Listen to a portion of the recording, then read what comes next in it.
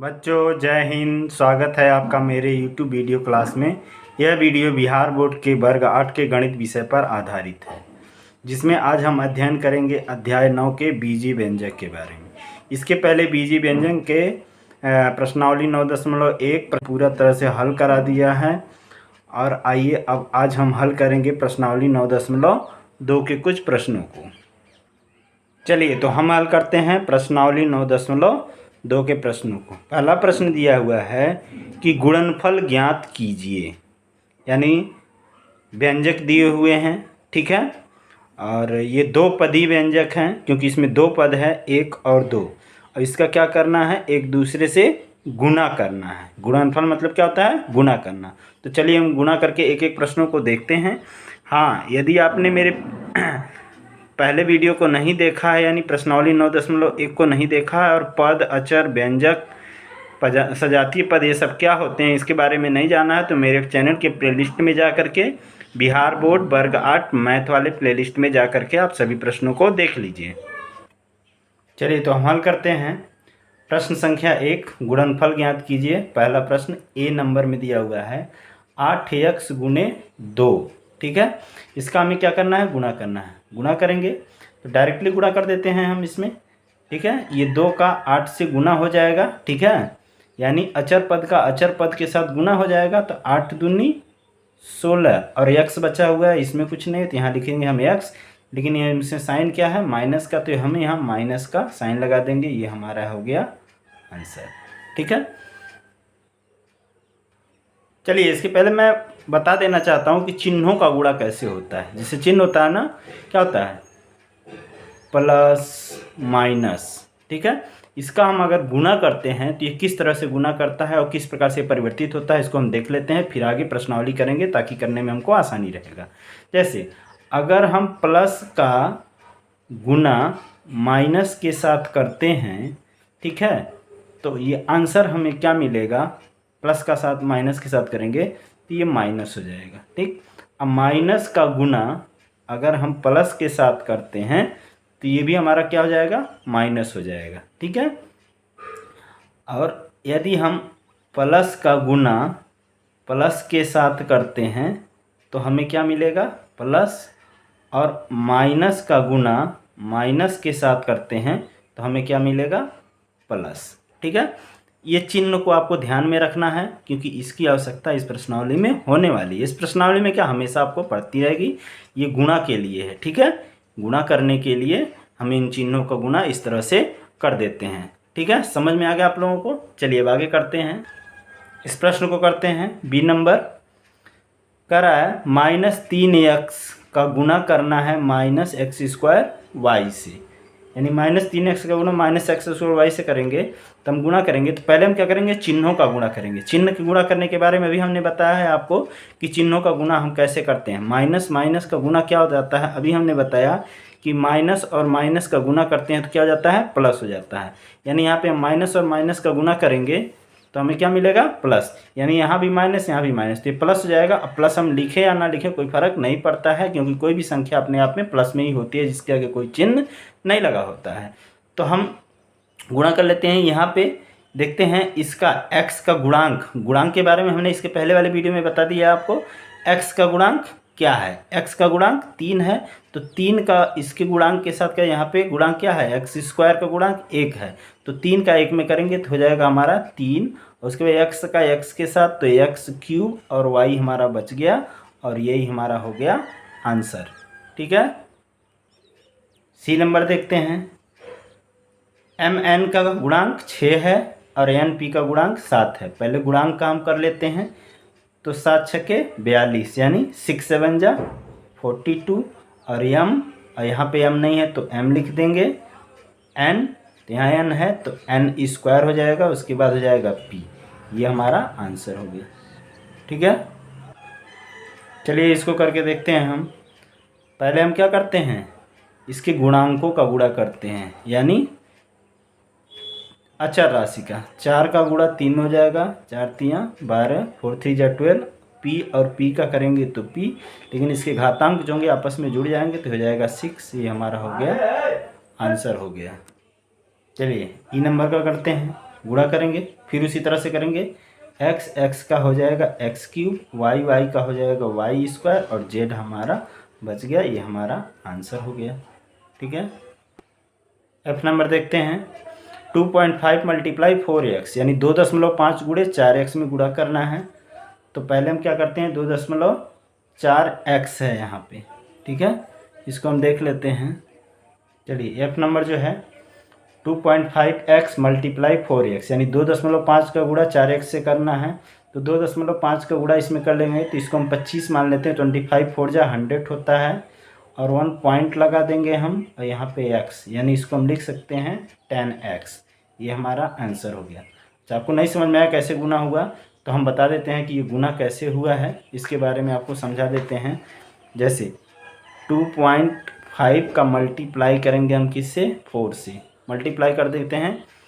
4 पच्चे 20, 4 दूनी 8, 2 हासिल बचा था, हो गया 10। एक अंक पे दशमलव है तो एक अंक पे दशमलव हम लगा दिए तो 10.0 यानी इसको हम 10 लिख सकते हैं। ठीक है, इसी तरह से ये गुणा हुआ है। चलिए अब इसका करते हैं। 2.5x मल्टीप्लाई 2.5y गुणा करेंगे तो पहले हम गुणांकों का गुणा करते हैं यानी 25 और 25 का गुणा करेंगे।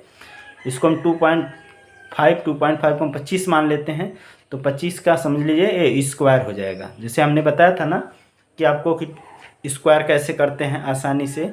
25 का अगर हमें स्क्वायर करना होगा तो क्या करते हैं हम, इसका हम गुणा कर लेते हैं। 5 पच्चे 25 और ये जो है ना इस तीनों का आपस में गुणा कर लेते हैं। 2 पच्चे 10 और 10 दूनी 20। ऐसे करें जब सेम नंबर दिया हुआ ना, जैसे 2.5 मल्टीप्लाई 2.5 दिया हुआ है तो इसको हम क्या मान लेते हैं 25 यानी 25 मान लेते हैं। तो 25 का हम स्क्वायर, अगर आपने स्क्वायर नहीं जानते हैं कि स्क्वायर कैसे होता है तो मेरे चैनल के प्लेलिस्ट में मैथ ट्रिक वाले वीडियो में चले जाइएगा, देख लीजिएगा। वहाँ पे स्क्वायर आपको आसानी से उसका ट्रिक समझ में आ जाएगा कि स्क्वायर कैसे आसानी से हम सीख सकते हैं। तो यहाँ पे दिया है 2.5 दिया तो हम 25 मान लेते हैं इसको डायरेक्टली। तो इसका मल्टीप्लाई करेंगे तो यहाँ पे है 5 बच्चे 25 लिख देंगे और 2 के आगे जस्ट एक संख्या क्या होती है 3 का 2 में गुणा करेंगे 6 हो गया। अच्छा 2 अंक पे दशमलव है यहाँ पे तो हम 2 पॉइंट पे लगा देते हैं, 6.25 हो जाएगा हमारा। तो हम इसको लिख देते हैं, इसमें कितना हो जाएगा 6.25 और y ये हमारा हो गया आंसर। ठीक है, चलिए यहाँ पे गुणा कर लेते हैं हम। अच्छा इसका जब हम गुणा करेंगे ये क्या है बटे में 1/2xy गुणे 2xy। ठीक है, तो यहाँ पे बटे में है तो हम इसका गुणा क्या कर इसको समझ लेते हैं। यहाँ पे इसको ऐसे लिख सकते हैं x/y/2 यानी इसका गुणा इसके साथ हो जाएगा तो ये हो जाएगा 2 गुणे हो जाएगा 2xy। ठीक है, और इसके भी बटे 1 कर लेते हैं। अब दोनों बटा में हो गया भिन्न में। ठीक है, तो हम इसको कर लेते हैं गुणा। तो ऊपर का ऊपर गुणा कर लेंगे और नीचे का नीचे गुणा कर लेते हैं, या फिर यहाँ से इसको हम काट भी सकते हैं। ये देखिए ये 2 से ये 2 क्या हमारा कट गया तो यहाँ क्या बचा xy गुणे xy। अब इसका हम गुणा करेंगे तो हो जाएगा x² y²। ये हमारा आंसर हो गया। चलिए जे नंबर में दिया हुआ है यहाँ पे 3 पद दिए हैं 2x² गुणे 2x³ ठीक है, पहले हम क्या कर लेते हैं इन अचर पदों का गुणा कर ले। 2 दूनी 4 दूनी 8 और x को x लिखते हैं। अच्छा यहाँ पे 2 है यहाँ 3 है। ठीक है, 3 2 5 और ये x मिला कितना हो गया 6x। इसको हम लिख लेते हैं, ये हमारा हो गया आंसर। घात क्या होते हैं ना आपस में पावर जो होती है उसके जुड़ जाते हैं। चलिए इसको देखते हैं, यहाँ भी 3 पद दिए हुए हैं तो पहले हम अचर राशियों का गुणा करते हैं। ठीक है, अच्छा एक चीज़ और देखेंगे यहाँ पे चिन्हों के बारे में हमने अभी आपको बताया है।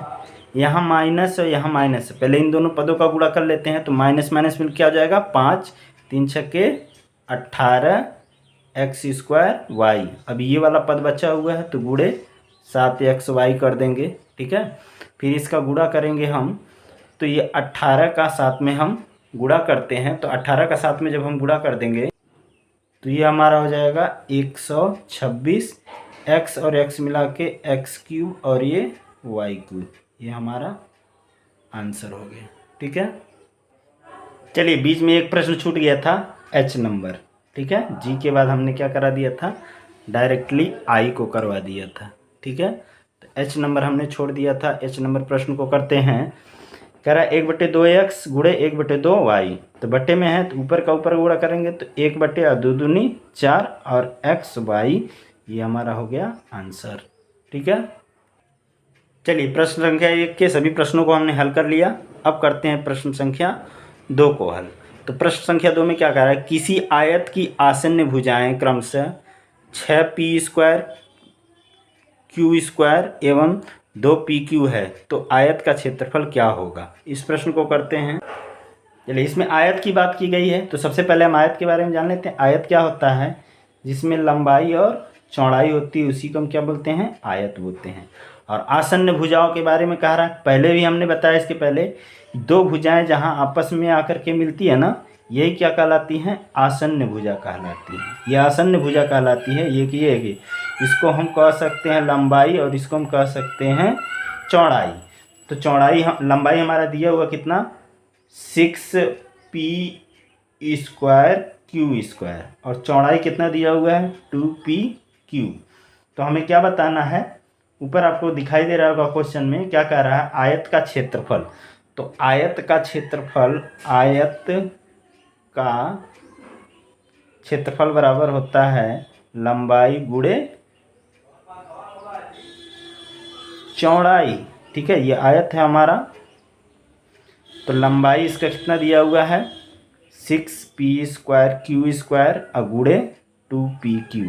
अब इसका आपस में गुणा कर लेते हैं। तो पहले अचर राशियों का गुणा, 6×2 = 12, p² और p मिल के हो जाएगा pq, q² और q मिल के हो जाएगा qq। ये हमारा हो गया आंसर। ठीक है, चलिए अब तीसरे प्रश्न को करते हैं। तीसरे प्रश्न में दिया हुआ है, यदि किसी वर्ग की भुजा √2x² y² हो तो वर्ग का क्षेत्रफल क्या होगा। चलिए प्रश्न संख्या 3 में वर्ग की बात करिए। वर्ग क्या होता है, जिसकी सभी भुजाएं आपस में क्या हो, बराबर हो, वही क्या कहलाता है, हमारा वर्ग कहलाता है। ठीक है, ये भुजा इसके बराबर, ये यानी चारों भुजाएं आपस में क्या होंगी, बराबर वर्ग। और वर्ग का क्षेत्रफल होता है, वर्ग का क्षेत्रफल बराबर होता है भुजा का स्क्वायर। ठीक है, अच्छा इसमें वर्ग की भुजा दी हुई है √2x² और y², यानी ये जितना होगा ना उतना ही सभी भुजाएं होंगी। तो वर्ग का क्षेत्रफल हम निकाल देंगे यहाँ पे। तो यही भुजा है हमारी, ये भुजा दी गई है, भुजा बराबर इतना है। तो इसको हम लिख देखते हैं √2x² और y², इसका हम क्या कर देंगे, होल स्क्वायर करते हैं। तो जब हम गुणा करेंगे ना तो ये कुछ इस तरह से हो जाएगा, √2x² y गुने √2x² y। अच्छा, जब हम वर्ग में रूट का गुणा करते हैं, यानी करनी जो दिया हुआ है ना, रूट का गुणा करते हैं, तो करनी आपस में खत्म हो जाती है, इसमें का 2 बच जाता है। उसके बाद x² है यहाँ पे, यहाँ स्क्वायर, तो x/4, यहाँ भी y² है, सॉरी गलती हो गई है। तो कितना हो जाएगा, y/4। ये हमारा क्या हो जाएगा, आंसर हो जाएगा। अच्छा, ये कैसे होता है, आपको नहीं समझ में आया है तो मैं थोड़ा समझा देना चाहता हूँ। जैसे अगर √2 गुणे √2 है तो इसको हम इस तरह से भी लिख सकते हैं, √2 × 2। ठीक है, अच्छा रूट का मतलब होता है पेयर, इन दोनों में से एक बाहर निकल जाएगा 2, तो इसीलिए इसको हमने यहाँ पे 2 लिख दिया है। ठीक है, समझ में आ गया आप लोगों को। चलिए प्रश्न संख्या 4 देख लेते हैं। प्रश्न संख्या में क्या कह रहा है, किसी त्रिभुज का आधार 7xyz एवं संगत शीर्षलंब 2x है, तो त्रिभुज का क्षेत्रफल क्या होगा। इस प्रश्न को हल करते हैं।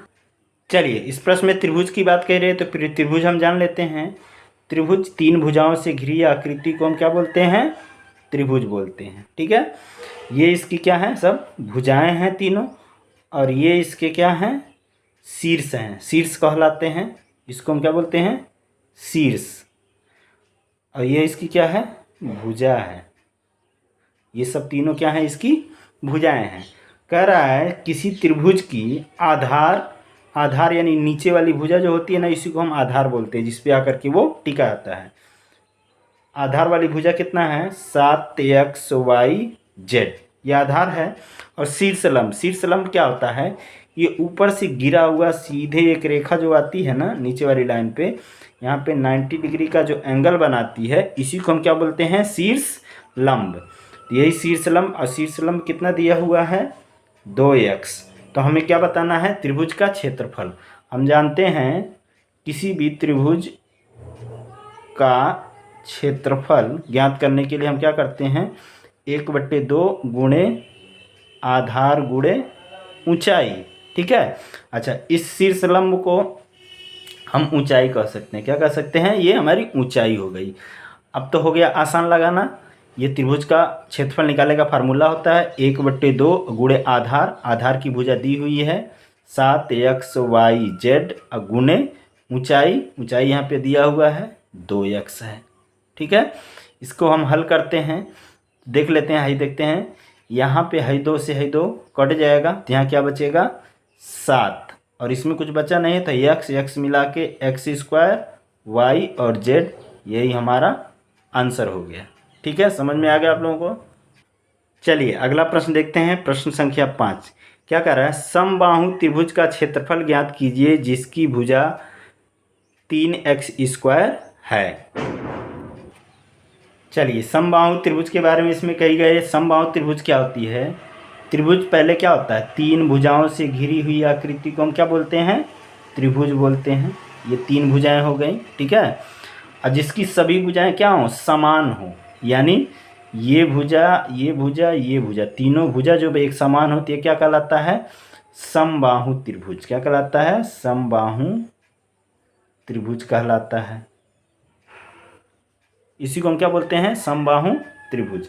और इस त्रिभुज की भुजा दी हुई है, यानी इसकी सभी भुजा क्या होंगी, आपस में बराबर होंगी। भुजा क्या है, भुजा बराबर दिया हुआ है 3x², यानी सभी भुजाएं, अगर एक भुजा 3x² है तो सभी भुजाएं क्या होंगी, 3x² होंगी। क्यों, क्योंकि ये समबाहु त्रिभुज है, समबाहु त्रिभुज की सभी भुजाएं आपस में क्या होती हैं, बराबर। तो समबाहु त्रिभुज का क्षेत्रफल कैसे निकालते हैं, समबाहु त्रिभुज का क्षेत्रफल होता है √3/4 गुणे भुजा का स्क्वायर। यही यहाँ से क्षेत्रफल का फार्मूला होता है। इसके क्षेत्रफल का फार्मूला हम निकाल देते हैं, समबाहु त्रिभुज का क्षेत्रफल कहलाता है। तो हम कह देंगे, इसको कह सकते हैं कि √3/4 गुणे भुजा, भुजा हमारा यहाँ दिया हुआ है 3x² कर देंगे। ठीक है। इसको जब हम हल करते हैं, जब प्रश्न को हल करेंगे तो ये देखिए यहाँ पे इसका गुना हो जाएगा, तो यहाँ पे ये भुजा का स्क्वायर करेंगे तो यहाँ पे लिख सकते हैं हम करनी में 3/4 गुणे ये 3 त्रिके 9x² हो जाएगा। ठीक है, समझ में आ रहा आप लोगों को। इसको देख लीजिए ऐसे करके थोड़ा। ठीक है, तो चलिए यहाँ पे हम करते हैं करनी में 3, तो ये करनी में 3/4, यहाँ पे क्या आया है, गुणे 9x²। अब इसका इसके साथ हम गुणा कर लेते हैं तो ये 9 क्या हो जाएगा, करनी के बाहर, करनी में 3 और x², इसके बट्टे हो गया 4। यही हमारा हो गया आंसर। ठीक है, समझ में आ गया। चलिए अगला प्रश्न है हमारा, उस घन का आयतन क्या होगा जिसका कोण 6a हो।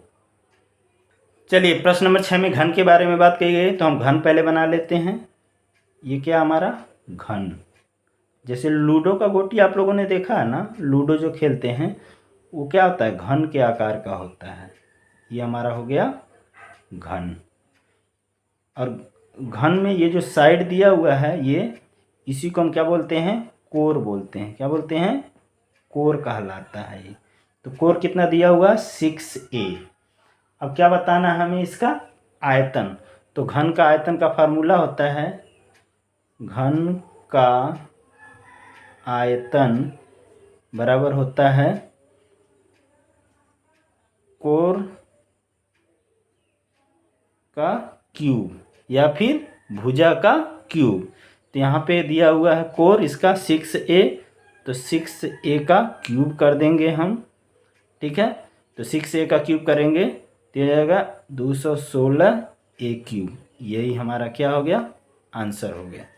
ठीक है, चलिए अगला प्रश्न 7 नंबर दिया हुआ है यदि एक कलम का मूल्य एक्स स्क्वायर वाई हो तो वाई स्क्वायर एक्स कलम का मूल्य क्या होगा। प्रश्न नंबर 7 हल करते हैं। कह रहा है यदि एक कलम का मूल्य एक्स स्क्वायर वाई हो, एक कलम का मूल्य बराबर एक्स स्क्वायर वाई दिया हुआ है। ठीक है, तो इसमें हम एक एक नियम लगा देते हैं। कह रहा कि चूंकि एक कलम का मूल्य कितना है एक्स स्क्वायर वाई रुपया, तो आपको बताना क्या है वाई स्क्वायर एक्स कलम का मूल्य कितना होगा। तो क्या करते हैं एक एक नियम से इन दोनों का आपस में गुणा कर देते हैं।